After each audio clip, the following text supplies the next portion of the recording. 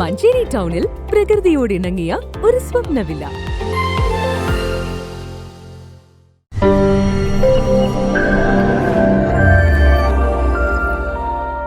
യേശുവിന്റെ പീഡാനുഭവത്തിന്റെയും കുരിശുമരണത്തിന്റെയും ഓർമ്മ പുതുക്കി ക്രൈസ്തവ വിശ്വാസികൾ ദുഃഖവെള്ളി ആചരിക്കുന്നു.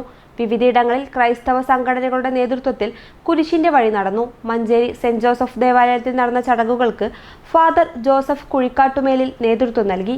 മനുഷ്യരാശിയുടെ രക്ഷയ്ക്കായി കാൽവരിമലയിൽ കുരിശിൽ മരിച്ച യേശുവിന്റെ സ്മരണകളും പീഡാനുഭവ യാത്രകളും വേദനിപ്പിക്കുന്ന ഓർമ്മകളുമായാണ് വിശ്വാസികൾ ദുഃഖവെള്ളി ആചരിക്കുന്നത്.